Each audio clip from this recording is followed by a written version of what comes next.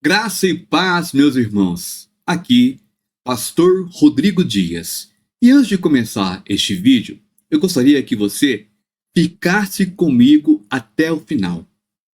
Por quê? Porque daqui a alguns minutos eu vou te mostrar um vídeo muito, mas muito importante, aonde os nossos irmãos eles estão questionando o que aconteceu dentro do centro de convenções do centenário das Assembleias de Deus no Pará, onde ocorreu um incêndio durante a COP30. Esse vídeo é forte e você precisa ver. Mas antes de eu mostrar este vídeo, eu preciso te explicar o que realmente aconteceu ali, no dia 20. Porque muita coisa tem sido dita, muita confusão tem sido criada. E nós precisamos entender espiritualmente o que esse evento significa para a igreja nesses últimos dias. Nos últimos dias, meus irmãos, começaram aí a circular vídeos dizendo que o incêndio aconteceu dentro de um culto, dentro de um galpão da Assembleia de Deus, ou durante alguma atividade religiosa, mas isso não é verdade. Não havia culto, não era evento da igreja, não era reunião espiritual, mas existe sim um ponto muito sério que a maioria não está comentando. O incêndio aconteceu dentro do centro de convenções do centenário das Assembleias de Deus, ou seja, um espaço que pertence à denominação e que foi alugado para parte dos pavilhões da COP30. Ou seja, o incêndio ocorreu dentro de um espaço da igreja, mesmo que não fosse culto. E isso, irmãos, tem gerado debates internos, questionamentos e preocupação entre os irmãos. Como vocês vão ver agora no vídeo que eu vou daqui a pouquinho te mostrar para você, o incêndio ele foi considerado um princípio de incêndio. Aconteceu no dia 20 agora, irmãos. Isso aconteceu dentro de um dos estandes e o fogo, o incêndio foi rapidamente controlado. O corpo de bombeiros agiu rápido. Ninguém ficou gravemente ferido, mas o pavilhão inteiro foi evacuado e as negociações climáticas foram interrompidas. Agora, preste bem atenção nisso, irmão. Isso aconteceu dentro de um espaço da igreja, mas também durante um evento do mundo. E isso é espiritualmente. É muito significativo isso. A COP30 é um dos maiores encontros de líderes globais, políticos e ambientais que se reúnem para discutir o futuro do planeta, metas climáticas e soluções humanas para salvar a Terra.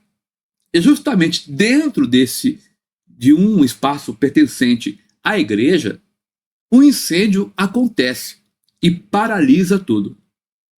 Isso, profeticamente, meu irmão, não é coincidência. A Bíblia já nos alertou que nos últimos dias os homens confiariam mais nas suas próprias soluções do que na palavra de Deus. Segundo Pedro, capítulo 3, diz que o dia do Senhor virá como ladrão e que os elementos da terra se desfarão abrasados. Quando um fogo surge no meio de um evento global que tenta controlar o futuro da humanidade sem Deus, isso é um alerta espiritual, não é, não, meus irmãos?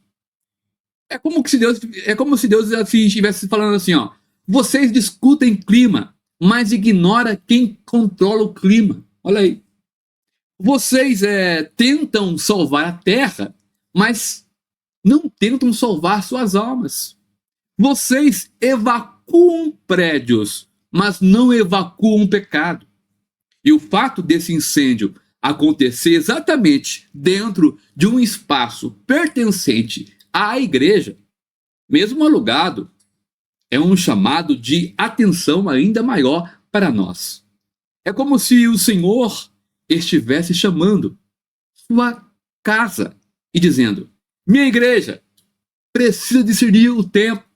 Minha igreja precisa despertar. Meus irmãos, nós estamos vivendo exatamente aquilo que Jesus profetizou. O engano dos últimos dias está diante dos nossos olhos. E enquanto o mundo se reúne para debater o futuro do planeta, Deus está chamando a igreja para preparar o futuro da eternidade. E agora, como eu prometi, eu quero que você, meu irmão, veja o vídeo que alguns irmãos enviaram, questionando por que um espaço pertencente à Assembleia de Deus foi cedido justamente para um evento como esse. Por que foi permitido? E por que aconteceu ali? Assista agora, com discernimento, porque isso revela muito do que está acontecendo espiritualmente. Acompanhando aqui o que está acontecendo nas nossas igrejas, né? Eu faço parte da Assembleia de Deus em Belém e eu sou completamente contra isso que aconteceu. Eu vi os vídeos, poxa, música secular dentro da igreja, venda de artigos de idolatria dentro da nossa igreja. Então, oro pela Assembleia de Deus em Belém, né? Eu faço parte, amo a minha igreja, mas repudio completamente o que aconteceu. A nossa igreja, ela não pode ser um espaço de eventos e eles percam o controle de tudo, né? Eu só estou passando esse vídeo para vocês porque se você tiver convicção de que você acredita em Deus, viva isso, né? E é uma pena que aconteceu tudo isso, mas ore pela nossa igreja. Nossa igreja é uma igreja centenária, uma igreja que tem história, e eu tenho certeza que isso não vai manchar, mas é algo que prejudicou muitos irmãos. Então ore pela nossa igreja, pela nossa Assembleia de Deus. O pastor Felipe Câmara fala sobre o aluguel do centro de convenções para a COP30 com os líderes da igreja. E nós sempre usamos muitos espaços públicos com toda a liberdade, de toda forma, para pregar o evangelho, estádios e tudo. E nós alugamos um espaço nosso que, com todas as ressalvas, e eu estou falando isso aqui para líderes da forma mais aberta possível, com todas as ressalvas e orientações que podemos fazer, e algumas delas não foram seguidas.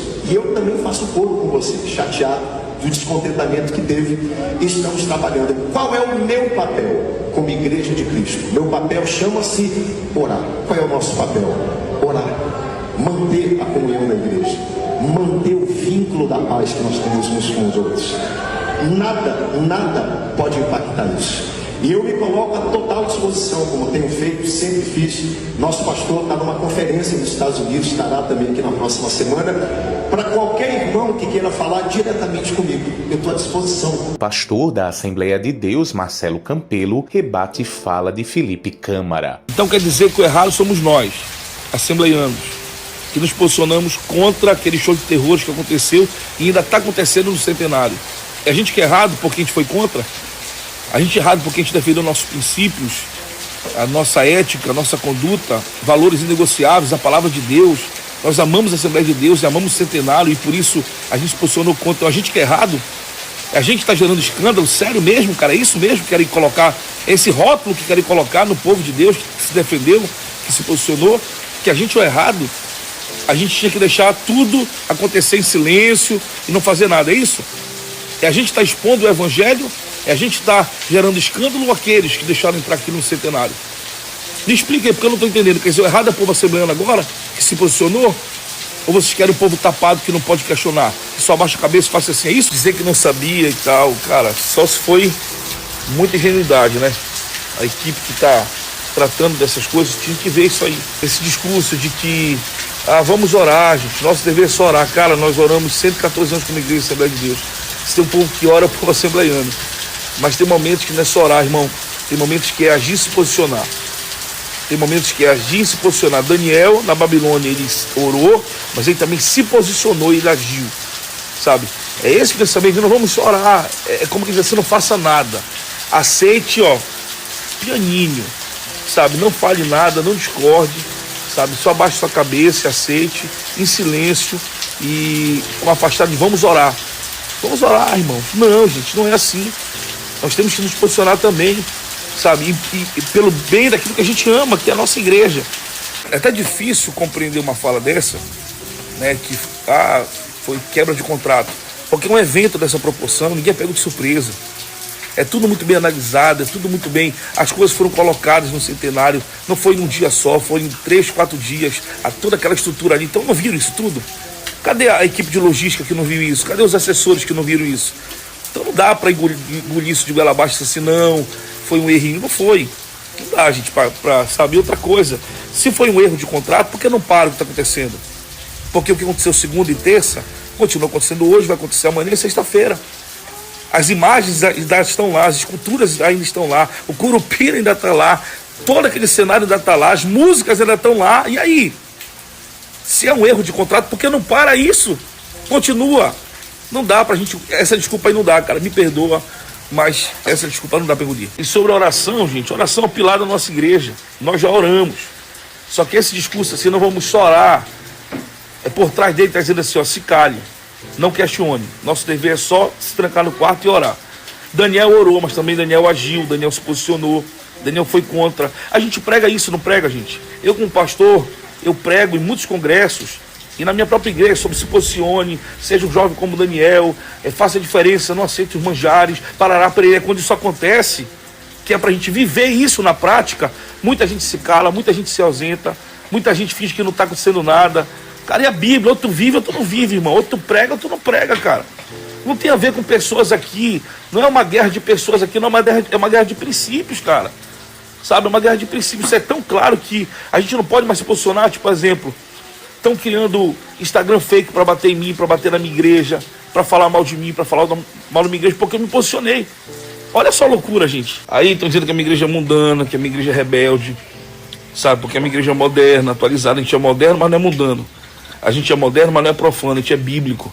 Quem conhece a minha igreja sabe o que eu estou dizendo, uma igreja responsável, bíblica, sabe, que tem uma atmosfera tremenda espiritualmente falando. E em pouco tempo crescemos. Mas é a forma que eles têm de bater, de não aceitar o contraditório, de não aceitar, sabe? E, pastor, mas por que não ligou? É tão fácil assim.